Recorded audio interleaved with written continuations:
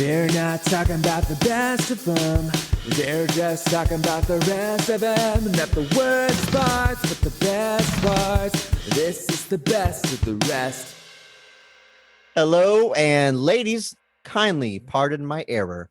This is Best of the Rest, the show where we take a second look at superhero movies that were poorly received upon release and only talk about the things we like and what the movie does well. It's sometimes a challenge, but always a good time. And this week we are talking The Phantom.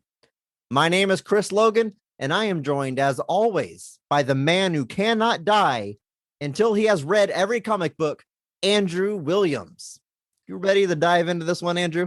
I am very ready to dive into The Phantom. Ever since we started talking about this concept in this show and gathering movies that we wanted to cover, from the beginning, you were like, The Phantom, like, we got to cover it, but I'm actually looking forward to that one. I kind of like that movie. You seem to have a fondness for this one, huh? I do. I can't actually say if I saw this one in theaters. I may have, I may not. I don't have a firm memory of seeing it in the theater, but it's a movie that I just remember watching a lot as a kid.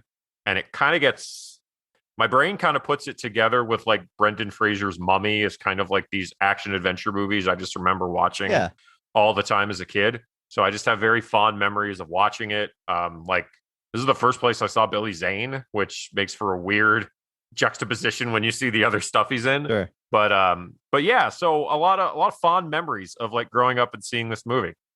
I'm fairly certain I actually did see this in theaters with my dad. I had some very faint memories. I mean, I was pretty young, 96 as we'll talk about. So I was 7 years old. So again, not firm memories, but other than that, I don't think I ever revisited it.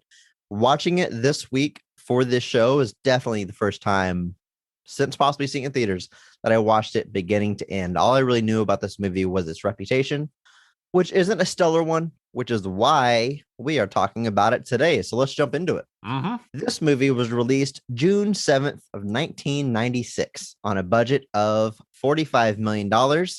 Safe to say this was a box office bomb, bringing in just $17 million domestic. I honestly had a hard time tracking down a worldwide total. Some reports said 24 million, but even like the source that Wikipedia used was a little sketch. A little sketch at best. So not a lot of information out there about this movie, but no, even of the highest estimations, it did not turn a profit at all. No. It also was not very well received. Critically, Rotten Tomatoes has it at 43% for the critical rating. Audience score of just 31%. We've talked about it before. It's rare that the audience score is actually lower. Usually people that enjoy a movie are the ones that bother to look it up on Rotten Tomatoes and submit their thoughts. But enough people did not like this movie that they just had to let the internet know about it. 31% fan score. That's surprising. And it's not like it's like off 7 people either. It's like 25,000 plus audience ratings. So this is a bummer. No. One of the reasons I've got to think that it underperformed is at the time that it came out. 96 was a pretty big summer. Look at this. I found this article from LA Times from June 11th of 1996. So this is after its debut weekend. Like days after, yeah. Listen to this time capsule. Summer action films continue to sizzle at the box office. The latest is The Rock, starring Sean Connery, Nicolas Cage, and Ed Harris, which took in $25 million in ticket sales over the weekend to take first place. The film thus becomes the largest live-action movie ever released by Walt Disney, eclipsing Dick Tracy, which grossed $22.5 million during its opening weekend of June of 1990. Let me stop there. The highest grossing movie Disney has ever released was The Rock, which only pulled in $25 million that weekend. That's insane to think about. Think about what Disney does these days. That's crazy. That's insane. I mean, you've got a movie like Avengers that gets 200 million plus opening weekend now. I feel like Thursday releases are making what they used to make over a weekend. Like we're so far beyond it now. It's just ridiculous. It's insane to think about. And it overtook Dick Tracy. So before that, Dick Tracy was the highest opening weekend Disney ever had. That's crazy. The article goes on to say Mission Impossible, The Paramount Pictures spy thriller based on the old television series took in 14.7 million for second place. Meanwhile, Twister from Warner Bros. Grossed almost 12 million. So there is some heavy hitters out in theaters when The Phantom is released. Yeah, the Phantom. There's no way you're going to be able to stick around with that group. I mean, yeah, Mission Impossible, The Rock, and Twister all together. Yeah, you're in some trouble. I love that Mission Impossible didn't have the name recognition yet. It's like, oh, it's based on that old TV show. Whereas now it's like, yeah, it's Mission Tom Cruise's Mission Impossible. Yeah, it's his series. Like, it's to the point where, like, it's almost, that's the more notable thing now. Like, it's not even really, I'd say arguably now people are like, that's Tom Cruise's thing, not an old television show. Yeah, so a lot of people are probably surprised to learn that it existed before the movies. Yeah, it's been that's a fun little flip, because I don't know if that happens very often. But yeah, quite a stacked summer, it sounds like. Oh yeah. The Phantom was written by Jeffrey Boehm, who has writing credits on movies like The Lost Boys, Indiana Jones and the Last Crusade, Lethal Weapon 2 and 3. Now, originally, Jeffrey wrote this movie with this movie's intended director of Joe Dante, who's known for directing movies like Gremlins and The Wonderful Small Soldiers. According to Joe, this movie was written and intended to be sort of tongue-in-cheek, and he says, quote, kind of a spoof. Yeah. He ends up with a producer credit on the movie, but really tries to separate himself from the movie because he says that they totally misread what they were going for with that script. Yes, Joe Dante is obviously, he's no slouch. Obviously, has directed a whole bunch of things, still working, has even credits now on film, television, everywhere. I can kind of see taking that approach for something like this, like taking, we got this old kind of pulp character.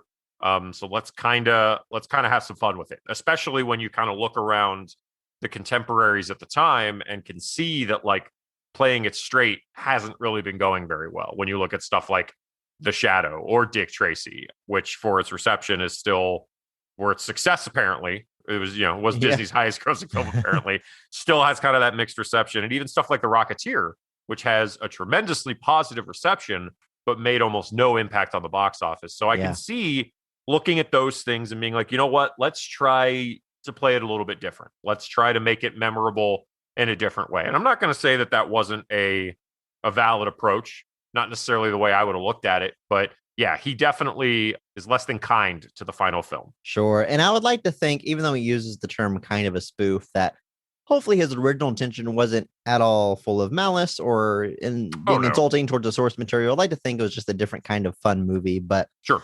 Jeffrey Boehm, we should say, rest in peace, passed away in 2000. Jeffrey Boehm also notably wrote the original Dead Zone film with Christopher Walken, and which is a personal favorite of mine, and also co-created The Adventures of Briscoe County Jr., which is another personal favorite television show of mine starring Bruce Campbell.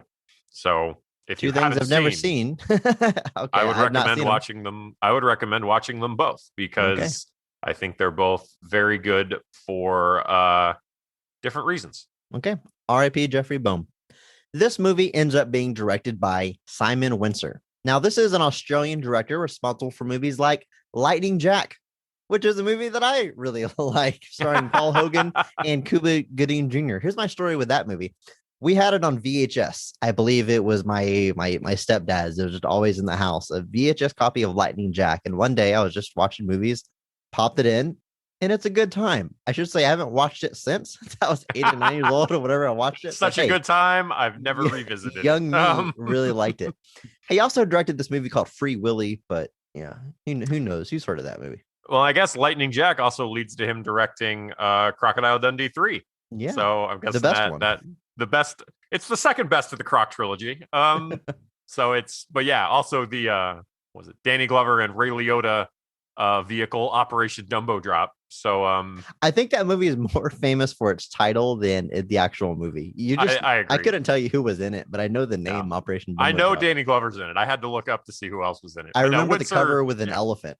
And that's all I know about that movie. That's literally it. You would never even know that movie takes place in Vietnam. Like there's nothing about the movie that suggests that. But Windsor, just looking at his career, his filmography, a bit of a journeyman director. Obviously kind of comes in, and I wouldn't necessarily say he has like a distinctive style necessarily, but comes in, does his job, has certainly had his share of successes. So, yeah, he comes in here, and I actually do really like the look of this movie. We'll talk about that a little bit later, but yeah. Yeah, I agree. I'll say up top that I had a good time with this movie. We're going to jump into why, but certainly better its reputation. I will say that right now. Mm-hmm. Gotta acknowledge, though, making a movie based on The Phantom in 1996 is pretty weird, especially as we've talked about on the show in the wake of Batman 89, which really kicks off the 90s comic book adaptation craze trend. Yeah.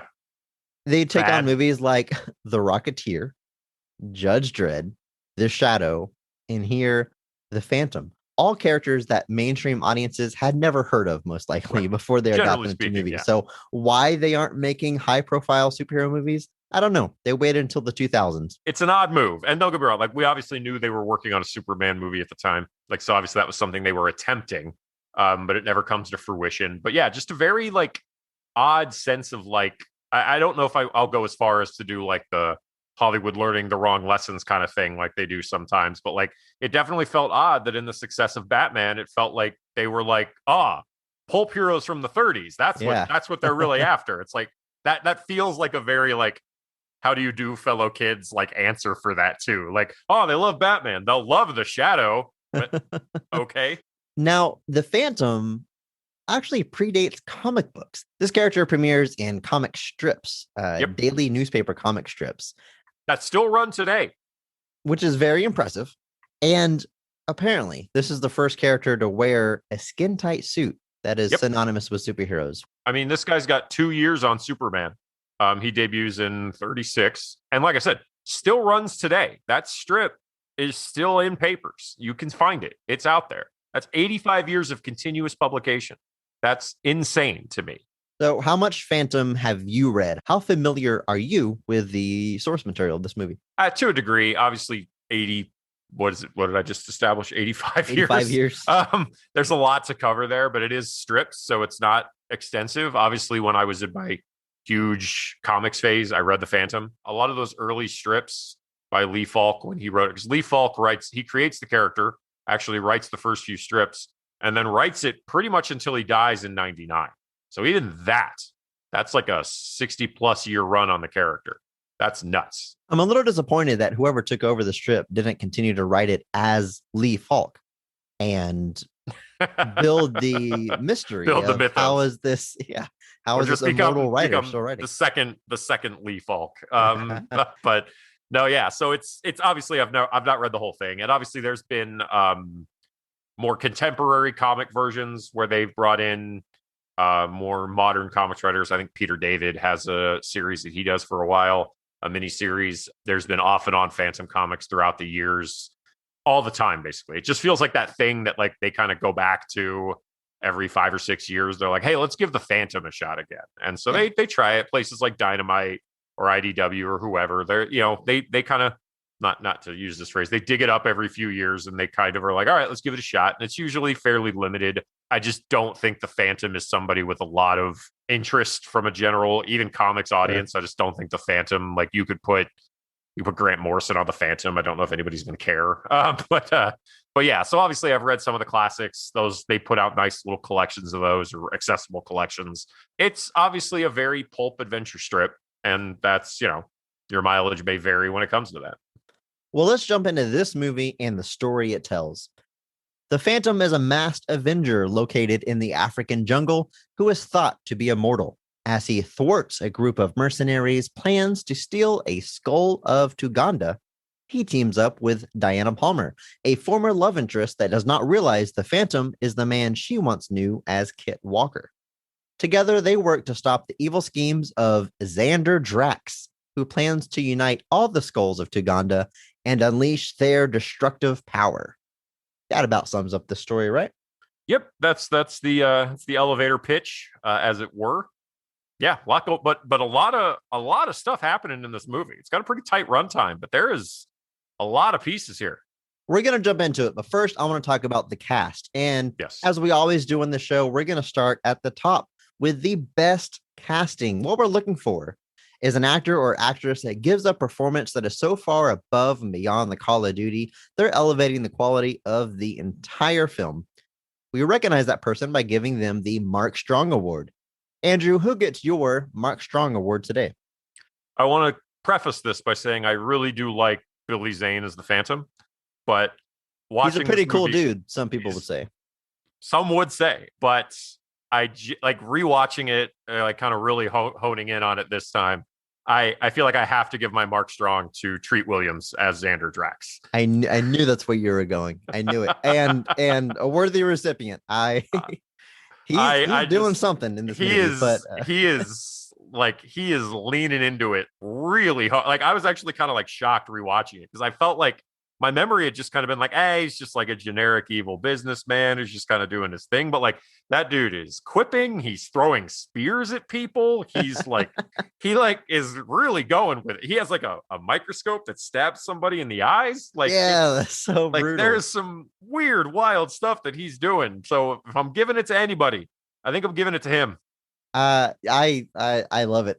I love what the guy's doing here. I honestly Treat Williams, what a name. That sounds like a baseball player. Sounds like a baseball player from the 50s. But I went up and down this guy's filmography. I could not find anything else that I was familiar with, except he plays Dr. Achilles Milo in 2 episodes of Batman the Animated Series. If you've seen that show, he's got a prominent nose and a bowl cut, the character that he voices. I do know that.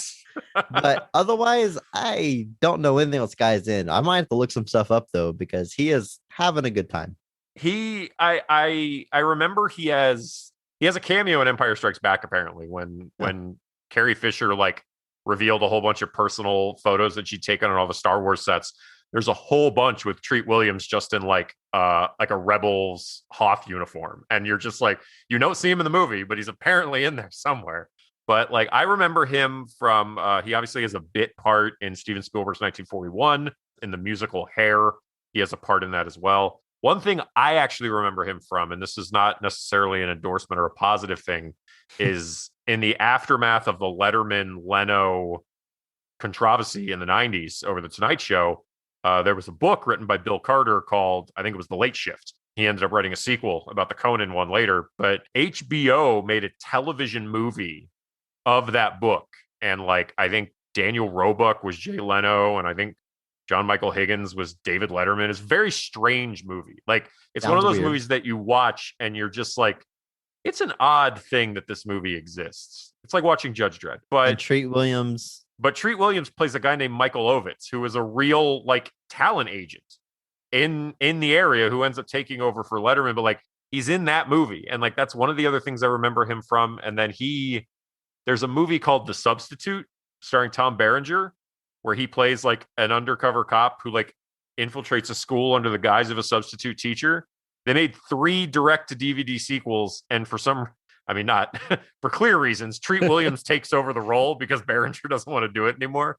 But it's like, it's a very odd career. Cause like, it almost seems like with stuff like 1941, which at the time was kind of a big deal. And like Hair was a fairly popular musical. It feels like he was kind of getting set up for some big stuff, and then it just ends up being this very odd, widely varied career. I think a lot of people may know him from the television show Everwood.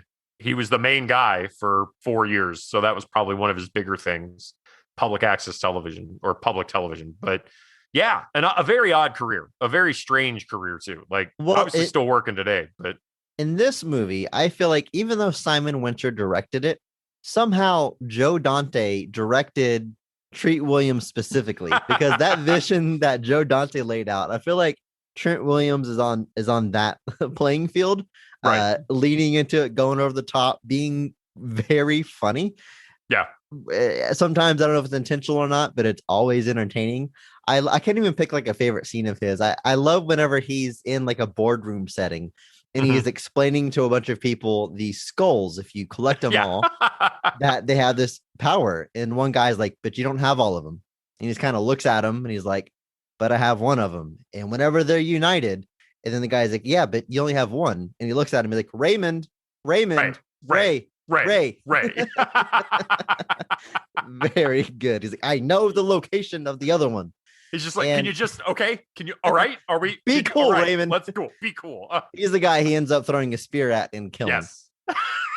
And then the other part I like is at the very end of the movie, he's introducing himself to the person who has possession of the last skull that he needs. And he's like, I'm Xander Drax, Xanderdrax. Starts and ends with an X.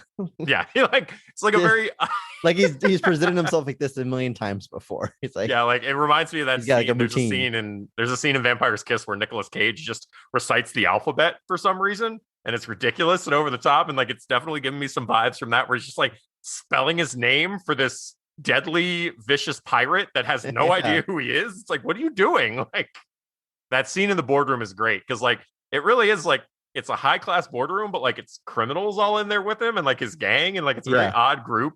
And he's like explaining these supernatural skulls to them.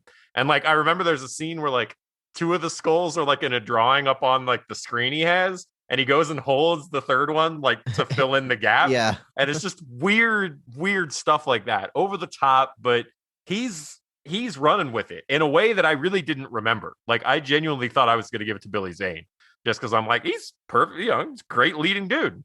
But like I'm just watching this, I'm like, I can't. Like the minute he threw the spear at the guy, I was like, that's it, it's over. Pack it in, everybody. Like the Mark Strong is in. Well, don't worry, Andrew. I am gonna give my Mark Strong award to Billy Zane as Kit Walker / the Phantom. I think he does a great job.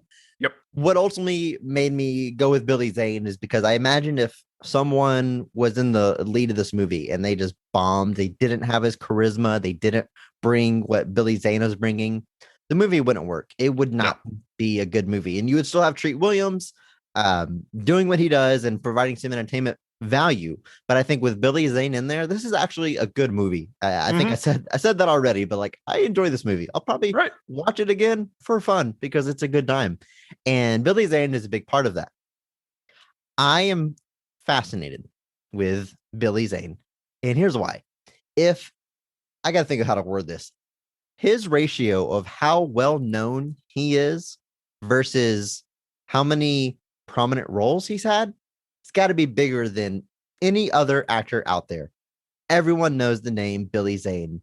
No one can name more than 3 movies that he's been in. Right. He's known for being in The Phantom, which is known as a joke and a flop. He is known for being the jerk in Titanic. Might be what he's most known for. Yeah, which probably what he's most known for. He's like the 4th lead in that movie. Yeah. And then the third thing he's known for is a cameo in Zoolander. As himself. Like as himself. Not even as a character. As Billy Zane. And in that movie, like obviously he's playing himself. He's playing a celebrity as if everyone knows who Billy Zane is.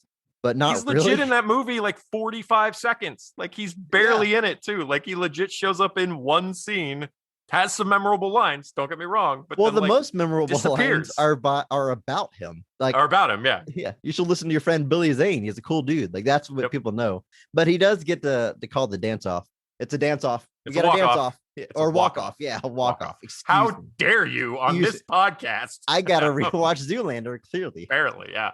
No, like it's very, and he does have a bit cameo in the second one too. Well, no one saw that, Andrew. So no one. I know, knows. I did. I'm just saying, but like, and it's weird because like even as like a fan, like beyond that, it's still like I obviously know Dead Calm, which is he's terrifying in that movie. Which is odd because that was the movie I kept seeing mentioned in regards to him getting the job as the Phantom, where they were like, after getting praised for his role as a psychopath in Dead Calm, Zane was cast as the Phantom. And I'm like, well, first off, Dead Calm came out in 89. Phantom comes out in 96. Like he did a few things in between, but just like that idea of like watching Dead Calm and being like, yeah, that guy's the Phantom. I should go watch Dead Calm, apparently. Yes, I actually do very much recommend Dead Calm. Well, I like what he's doing here. I like what he brings. He's got the charm. He's got the charisma. He's got the look, obviously. There's not a lot like written for this character. And that's not even like a shot at the screenwriter. Like it's just not much to sink your teeth into with this character. But he brings this fun, deadpan delivery. He, in fact, says at one point, the taxi driver says, "You're kidding, right?" Says, I never kid. Just totally straightforward. Yep. And that's funny. He's actually got lines that I like genuinely chuckled at, like several. Yeah. Like totally. the line where he's like at one point when Kit gets kidnapped by Xander Drax, Drax is like, "And who are you?" And he's like, "I'm Kit Walker." And Drax is like, "And who is Kit Walker?" And he's like, "It's me." And it's like, yeah, And he says, and why do you want the skull? It'll go well with my drapes. yeah. Like I like when and we can talk about more scenes later, but yeah, he's doing a lot. Like he's got like the responses down. He feels natural. Like he doesn't feel like super stilted like sometimes people do when they feel like they're out of their element. Dude obviously got ripped for this. Like dude is in really good shape. No padding in this suit, near as I can tell. I saw they made a muscle suit for him with padded muscles, but by the time they started filming, he was so jacked they didn't need it. That's good. That's all Billy Zane, baby. Well, yeah, he's got a scene towards the beginning where they're like patching him up after a fight, and you see him without the shirt on, and I'm like, Jesus, dude. Yeah, like it's, it's like Nick Cage and Ghost Rider, where you're just like, why did you do this? Like, but he was all in. He was signed to make 2 more of these. They not only did they adapt the Phantom into a movie, but they had plans for a trilogy. Obviously, the movies don't ever come to fruition after the reception of this one, but he was ready to be the Phantom, and he does a good job, at least in this movie. It's actually interesting because apparently there was an interview I found with him where he was talking about reading Phantom comics while he was making Dead Calm, and like he says he read his first Phantom comics in '87. And had the speech. I actually wrote the quote down here, but I just really liked it. He's like, I said, I read my first Phantom comic in 1987. And for me, this guy was the end all as far as role models and superheroes. The books were everywhere. It was the only comic I ever collected. I read my first and I saved them. The Phantom was a national hero and he was different. He had no superpowers, no super bank accounts. He's just super decent, not superhuman, but superhumane. And some of that may be dressing it up for the press, for the movie, but just the fact that there apparently was a bit of a history as far as him and the character going back almost 10 years. That stuff's kind of cool. And the director apparently also was a lifelong big fan as well. Yeah. So I always like to see that. Yeah, for sure. And he's right about the Phantom. Like he doesn't have any superpowers, which Batman does it, but he kind of does. He's a billionaire. He's got these gadgets. I mean, he's got stuff to assist him. The Phantom's biggest strength is his mythos. Right. The mantle of the Phantom is passed down from generation to generation. So all of the natives and all the bad guys think it's all the same person. They think they're dealing with a immortal being. And it kind of has that fear that Batman has. And that's his biggest strength. Other than that, he's a totally mortal dude who has guns. Yeah. And they kind of make a point in this movie to show him only using the guns to disarm people. Like there's a whole scene at the end where he's just shooting his guns wildly, but all you see is like swords flying out of people's hands.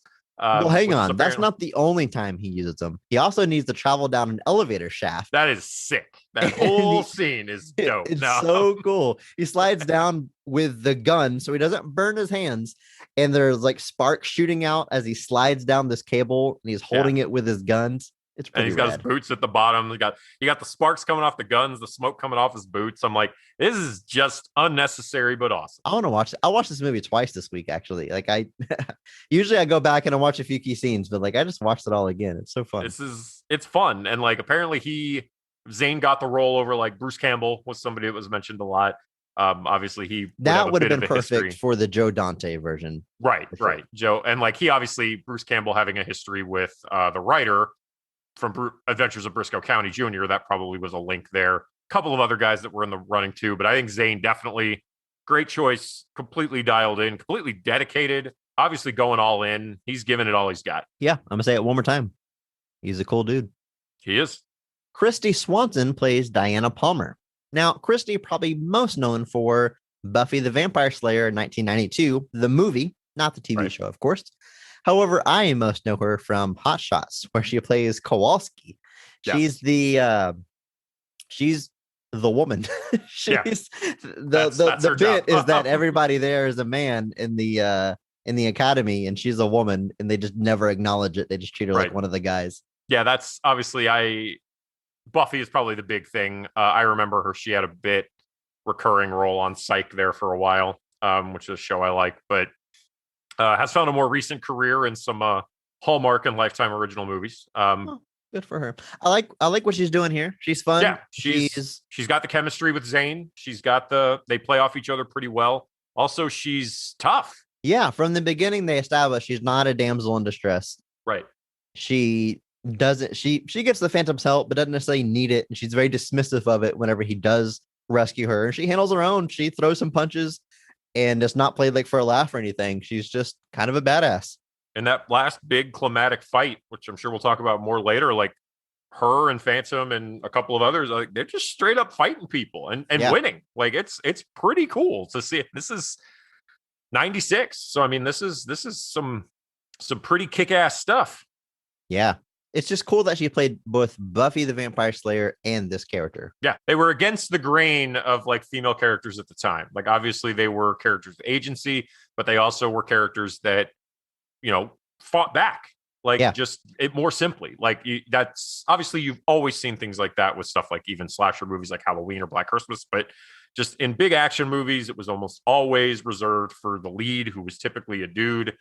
So to have her not do it once but twice, and one where she was the lead, no less. That's just cool to see. And it's cool to see it here. This one does obviously fly under the radar a little bit more, but I was actually kind of like, again, that was something else that my brain kind of didn't click in. And then I'm watching it and I'm like, she's fighting just as much as he is in these scenes. So, and we get another badass female character in Catherine Zeta-Jones as Sala. This is, of course, just 2 years before she returns to the pulp world in Mask of Zorro, which is really part of her big descent into superstardom. And really Entrapment in 99 is her big breakthrough. Yeah, like obviously that Mask of Zorro Entrapment 1-2 punch is pretty much her rise and her cementing. This is definitely before that. I've never seen Entrapment, but I know the scene.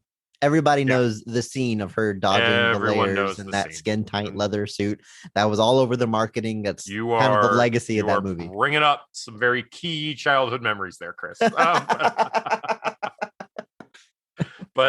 yeah, this is actually kind of weird because like it's one of those things that I'm watching, and when I see her show up the first time, I'm like, is that Catherine Zeta-Jones? Like I was actually kind of surprised, and then like look, I'm like, lo and behold, she done a few bit parts before this, but she starts out as kind of a villain. She's part of the Sky Band, which is actually a kind of one of the basically the Phantom has two classic villains, for lack of a better word. It's the Sang Brotherhood and the Sky Bands.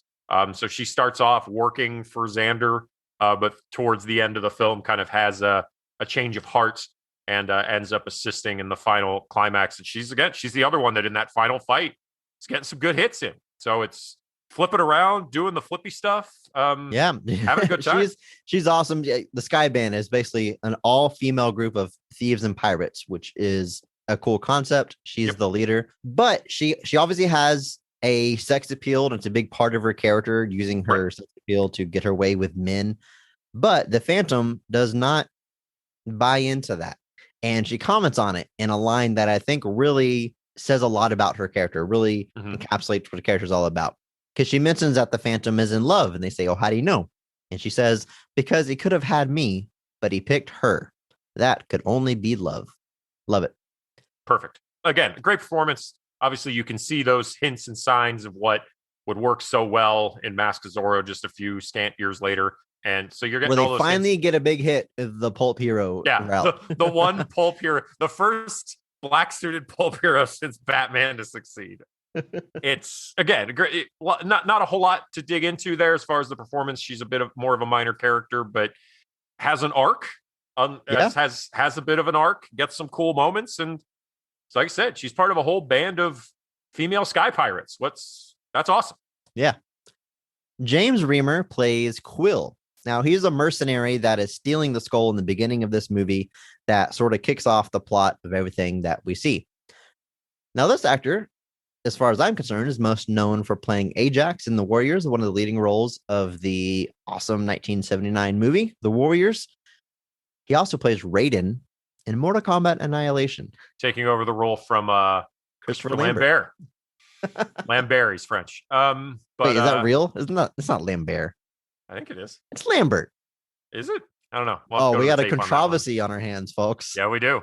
But no, James Remar, Quill, his character Quill, like you said, he's that character being, but he's also notable in this film as being the man who killed Kit's father. Yeah. As we established, the Phantom mantle is passed from father to son.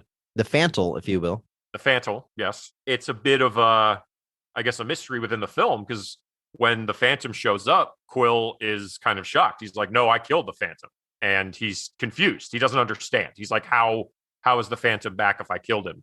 And that becomes one of the more underlying lines throughout the film, is just this notion that Quill not just killed the Phantom, but has his belt, which is very similar to Kit's belt, but ultimately culminates at the end where Kit is able to retrieve his father's belt. Mm-hmm. And that's actually based off a Phantom story called, believe it or not, The Belt. And, but yeah, he's basically Drax's thug number one. Basically his underling, has connections to the Sang Brotherhood, who are the pirates that we see at the beginning and are probably Phantom's most recurring nemesis, I think is the correct name. That's the grammatical, the phonetic. Well, speaking of the Sang gang, Cary Hiroyuki Tagawa plays the great Kabai Sang. Now, this man comes onto my screen, and I said, dude, it's Shang Tsung. And I shouldn't reduce an actor to one role, but he is so synonymous with that role. He's played it like 5 times over the years. They keep bringing him back. And why not? They did not use him for the new 2021 movie, and he was sorely missed because that new guy they brought in just does not have the same presence. This dude has just that, a presence, a wonderful face, great eyebrows, an awesome villain. Intensity, like he's got this. Yeah, he's so good. He's only there for the final act, but if he played a greater part in the movie or he was in it more, would definitely be a contender for my Mark Strong Award.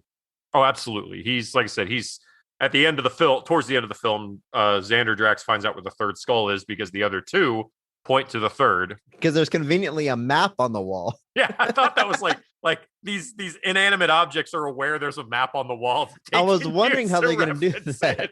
Because he's like, once you have 2 of them, they point the way to the third, and it's very dramatic. They combine, they shoot a laser pointing in a direction, and they force his hand and make him turn. I'm like, are they just going to point, like east, and they've got to travel?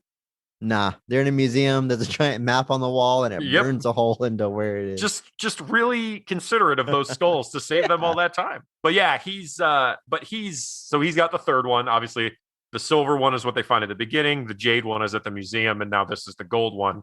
But he gets some interesting dialogue here. He's the one that drops the tidbit that there is a 4th skull that to that point we've not been made aware of, and then he gets a big fight with the Phantom. I like when Quill comes up to him and he's like, I once killed the Phantom. And Sang is just like, join the club. It's like tons of us have killed the Phantom. And he keeps coming back. So it's just, again, like you're talking about the mythos of the Phantom being his best. That's his power, basically. But just again, he's good at what he needs to do. Yeah. And he's bringing it here.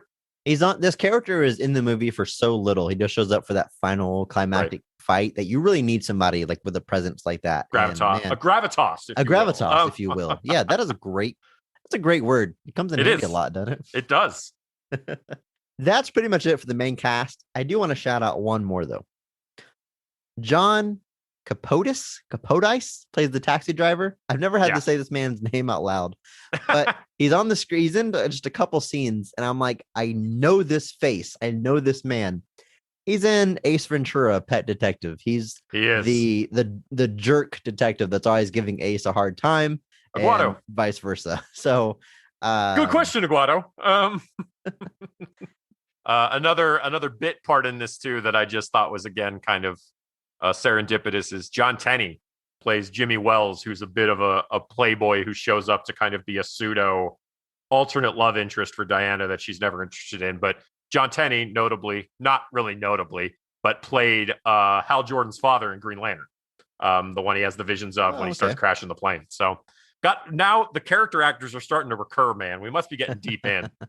Let's dive all the way into this movie. And we want to talk about some of the scenes that we enjoyed. But first, we want to talk about the best scene. So my question for you, Andrew, is when is this movie firing on all cylinders? What's your favorite scene of the movie?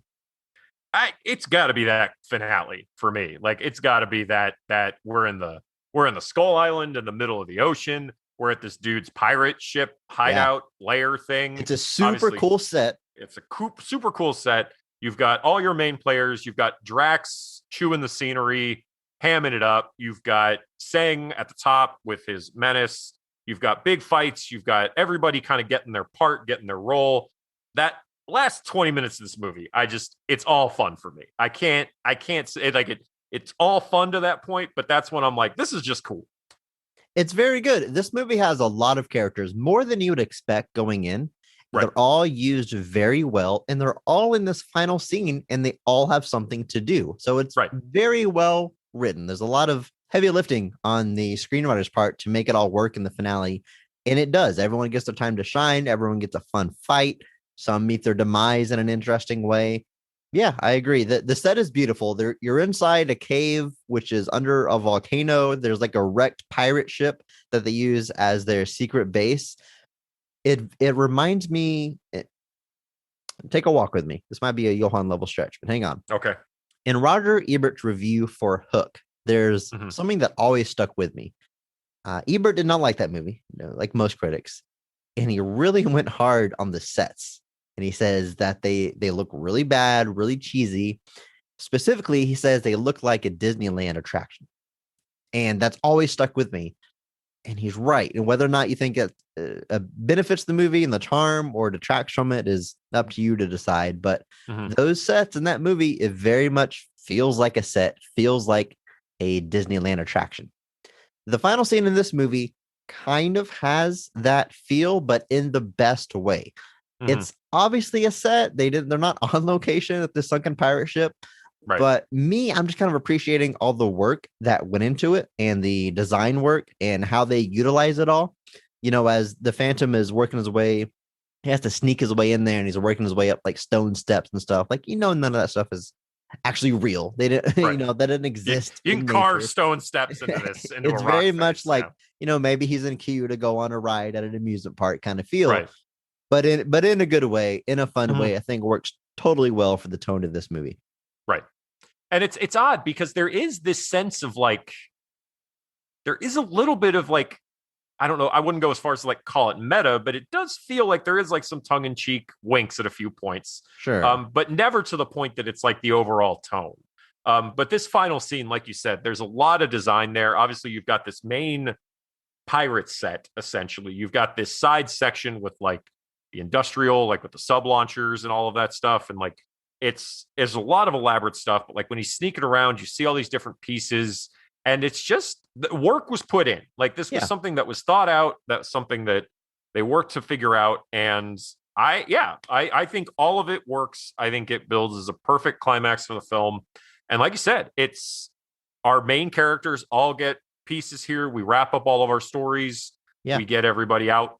We get some people out alive. And overall, it's a perfect finale to this movie. Unfortunately, the low part of this scene is the final showdown between the Phantom and Drax. Right. In my opinion, it leaves a little bit to be desired. Essentially, Drax has the skulls put together and they're firing this yellow laser. It explodes one of his henchmen, and then he faces it at the Phantom. And this is where we learn that the Phantom's ring is the fourth skull. And he realizes that it has a power to protect him against the other three skulls. And he shoots a purple laser out of it. And then we have a green laser versus a purple laser. And that's our final fight. Yeah. So that is the low point. However, this is a hashtag positivity podcast. I do have something nice to say about it. I really like how it finishes because Drax is putting all he has into it. He's literally leaning at like an impossible angle. He's doing a smooth criminal lean. Lean, yeah.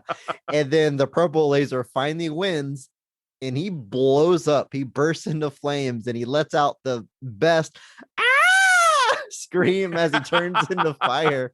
And it's so ridiculous. Like, that's one of those things you're like, this movie knows what it's doing. Like, it knows when it's here to have a good time.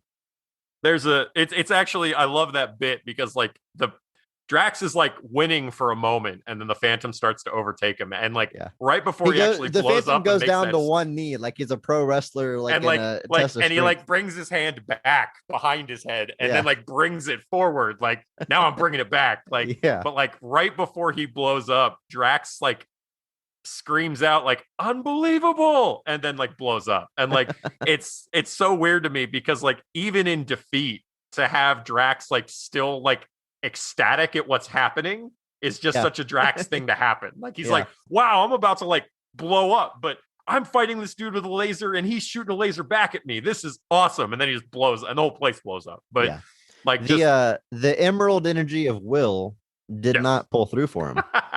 He did not have enough willpower. No. Didn't have it. The Phantom learned the key lesson, which is move your hand in front of your face. But yeah, just that final scene, all cylinders. You're right.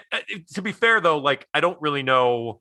Like obviously, the Phantom is going to beat Drax in a one-on-one fight. Like Sure. I mean, then again, Drax is throwing spears throughout this movie, so you could have probably had some fun with it. But yeah, obviously, it's laser versus laser as a conclusion to this movie is a little strange. But overall, I'm having a blast with that final scene. Yeah, I agree. Great scene. No problems with it. My favorite scene, I wrote down a different one. For me, Okay, cool.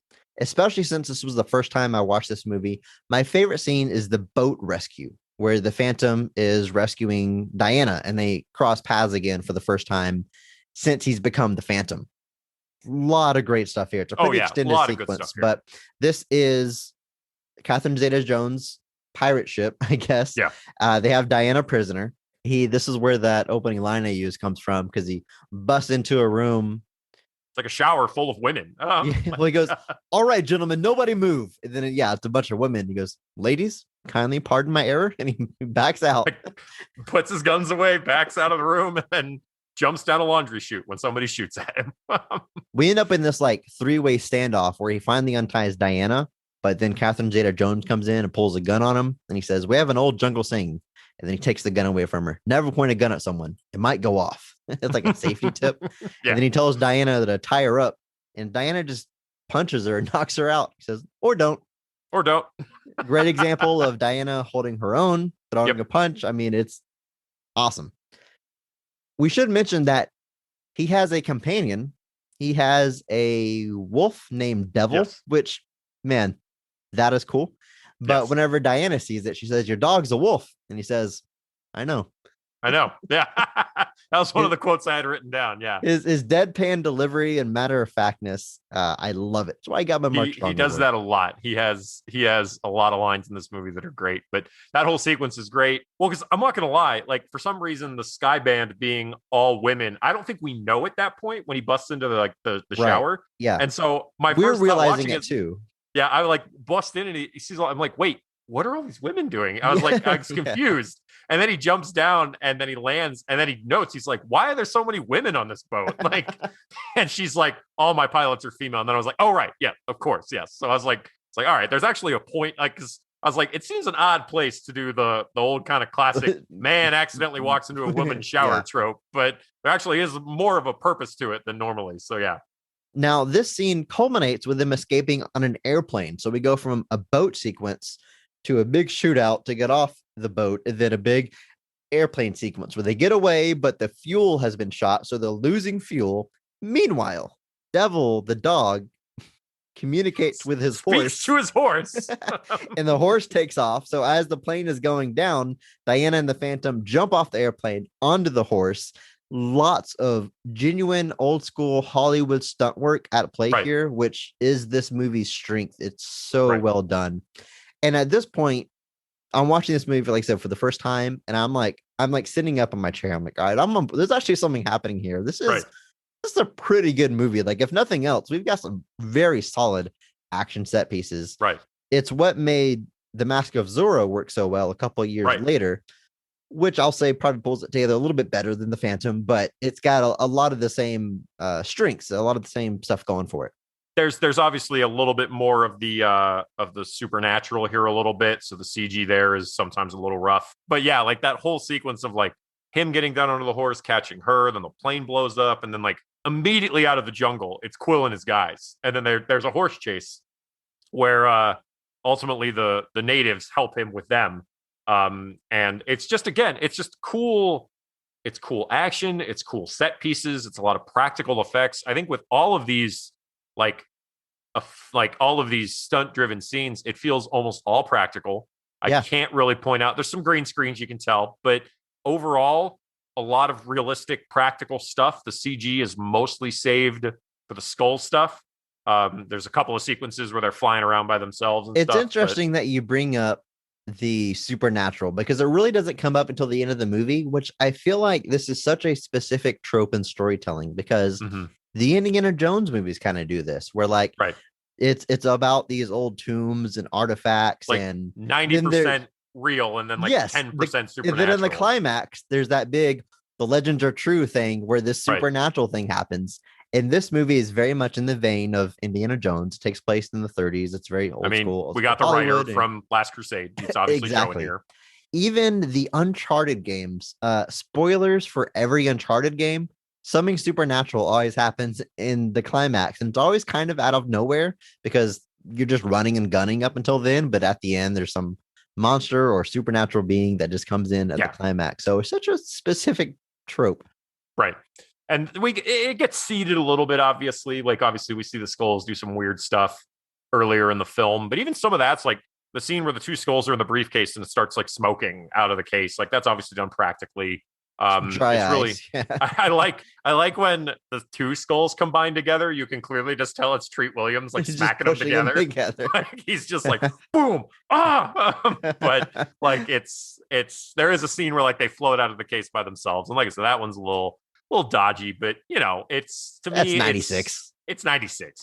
I don't think there was any movie that was going to make that look solid. But yeah, that all of these sequences, there's a lot of these like extended. Like even the intro scene where like Phantom is chasing after the looters with Quill and his team. I actually wrote down their names. It's dude. Quill. Tell me the name of the guy who's in the passenger seat with Quill, because that is my Green. That is my favorite. Breen. Okay, Breen with a B. Yeah, that is my favorite overactor in this movie. I wrote down one of his lines specifically because Quill says, I killed him already. And then, guys, I wish you could see my face, but he says, well, guess what? He's back with like the goofiest overreaction.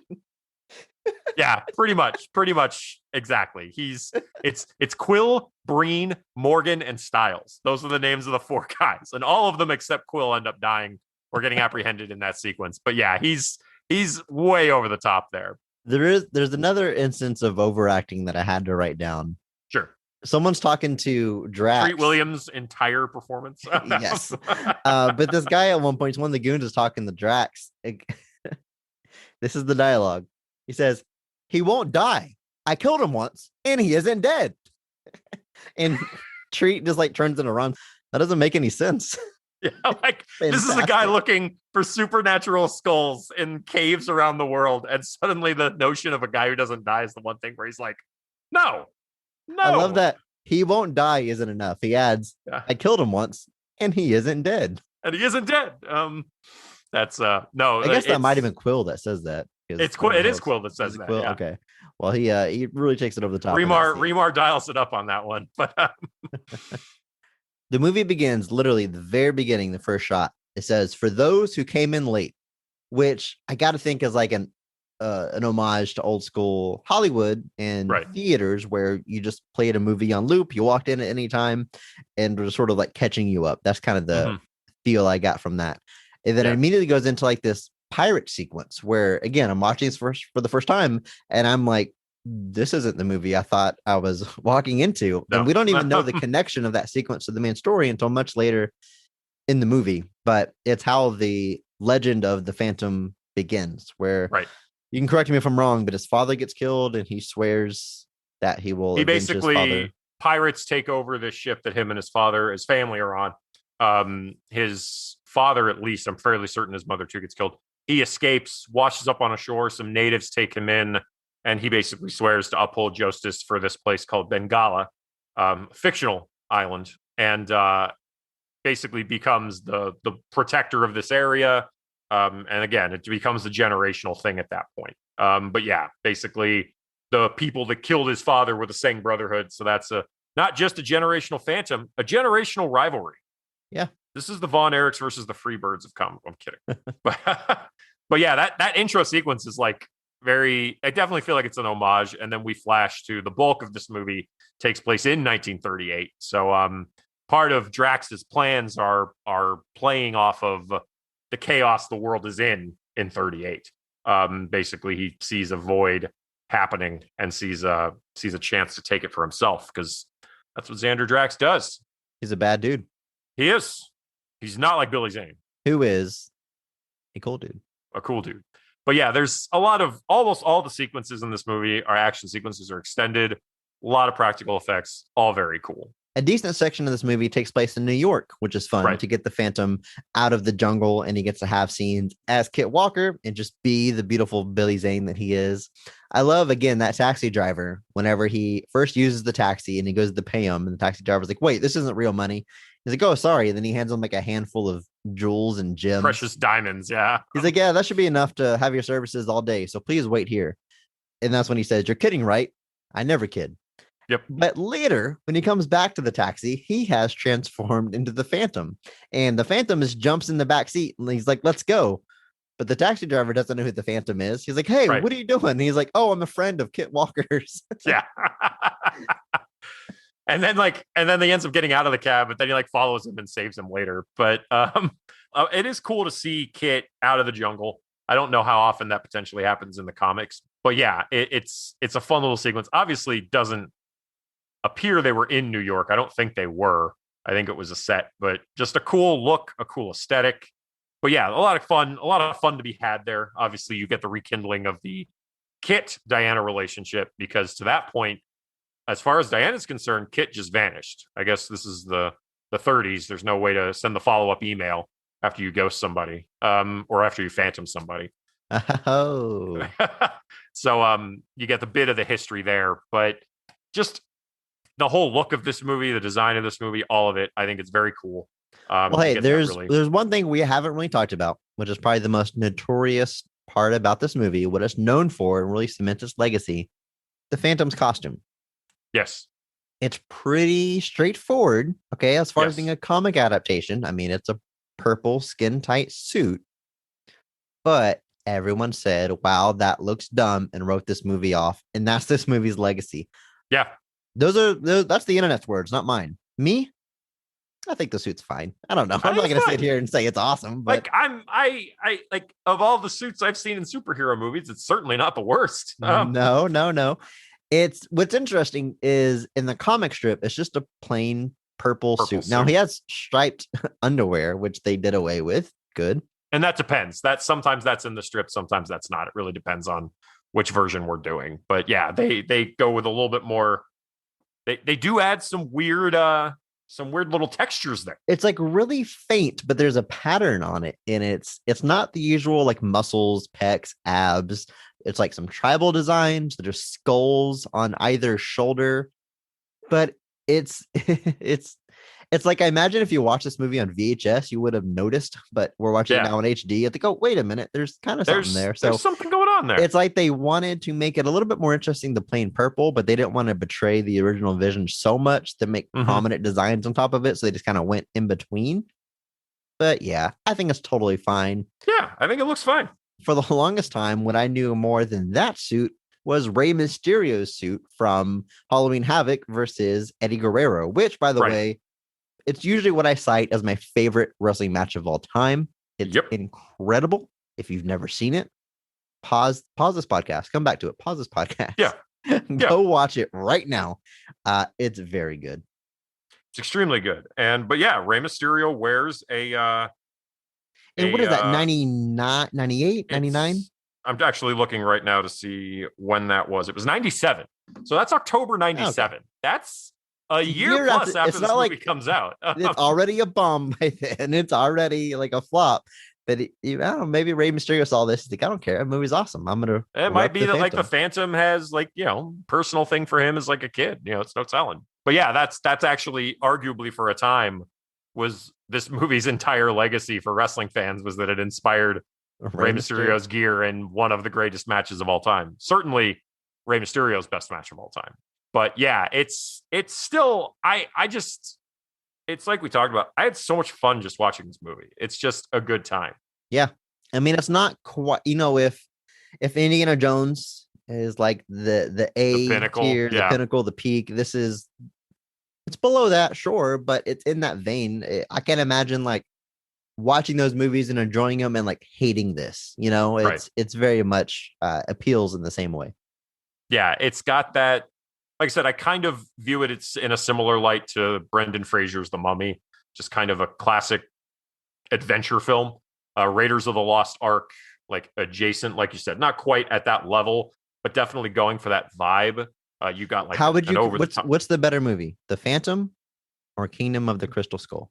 Given that I love The Phantom, it's not actually an indictment of Crystal Skull because I really don't think that movie deserves the hate it gets either. There's my hot take for the day. Hey, But I would say The Phantom, yeah. Like I obviously enjoy. I've watched The Phantom more often than Crystal Skull, so I'm not. Yeah, I'm gonna go Phantom on that one. But yeah, I love this movie, dude. I have a blast watching it, and even rewatching it now and keeping a bit of a more hyper focused look at it. Ain't perfect. I won't pretend it's it's not Raiders of the Lost Ark, but what is? But it's a good time, man. it's a good time. It's on Amazon Prime. That's where I watched it. So if you got Prime, go check it out. As far as like how it relates to the comics, obviously the comics don't tend to go into the supernatural as much. Like the skulls of Tuganda are more of a creation for this film. So we've got some pieces from the comics in there. The Singh Brotherhood, obviously, the Sky Band, his father's death. Even the history they give for his father's death is very similar to how it happens in the comics. So you've got a lot of those pieces, but just kind of with that added supernatural plot. So this is something that definitely does feel like it's made with a sense of reverence for the source. Obviously, they're not trying to reinvent the wheel. They're not trying to change it up just for the sake of changing it up. And that does lead to some of the criticisms of the film. People feel it's a little kind of that sense of is almost bland sometimes, like it comes off not having a unique style, but I actually feel like it does. I feel like there is a look here, there's a vibe, and I think everybody here is doing a really great job. I think that does it for Phantom Talk. It's a good time. I hope we established that. Genuinely recommend watching this movie. It's a lot of fun. Yep. Now, listeners, quick plea. All right, quick call to action here. If you have an Apple account, please do us a favor. Leave us a review on Apple Podcasts. And you know what? Go one step farther.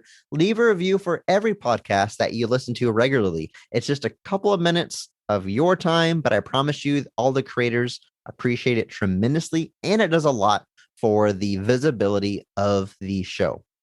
We certainly like to read them, just like this review here left by Dak Logan, who says, "These guys are awesome." Thank you. They don't just take these movies for what they are at face value. This is a deep dive into the world of poorly viewed movies that by the end will have you wanting to watch it like it's the midnight premiere. Can't wait to see what comes next. Well, good news, Dak and listeners. You can always see the episode that's coming next by checking the episode description, where we will let you know the episode covering next week. So if you go right now, look at the description of this episode, we'll announce it there at the bottom what you can expect to see next week. If you want to watch the movie ahead of time, you'll have plenty of heads up to do so. Yep. If you leave us a review on Apple Podcasts, there's a good chance we will read it. So make it funny if you want. I don't know. We'll read it on air. And don't forget to shoot us an email if there is a superhero movie or comic book adaptation that you like that was poorly received by critics or the internet.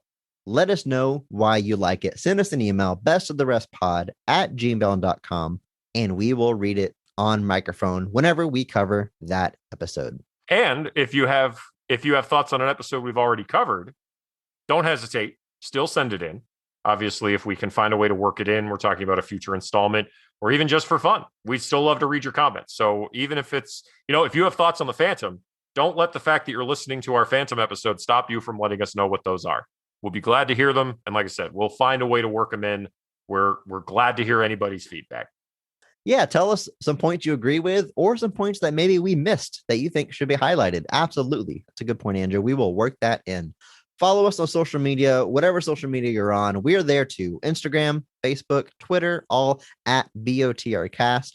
Drop us a line. Let us know your Mark Strong Award winner for various movies.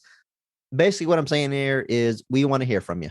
Reach out to us. We like to see it. We have now basically reached, Chris and I have now reached the point that everything has a Mark Strong Award winner now. Even we'll be watching quote unquote good movies. There's a Mark Strong Award winner.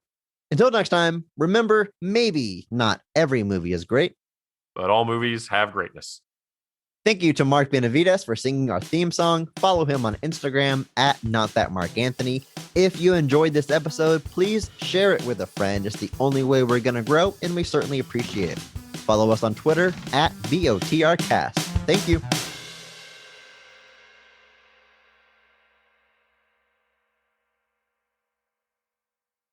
taking over the role from Christopher Lambert. Lambert, he's French. But Wait, is that real? Isn't that? It's not Lambert. I think it is. It's Lambert. Is it? I don't know. We'll have to go We to the got a tape on that one. controversy on our hands, folks. Yeah, we do. I thought he was from Europe. I thought that was actually how you said it. We will look it up and then cut this whole thing from the episode. Cut this whole thing. Hey, Google.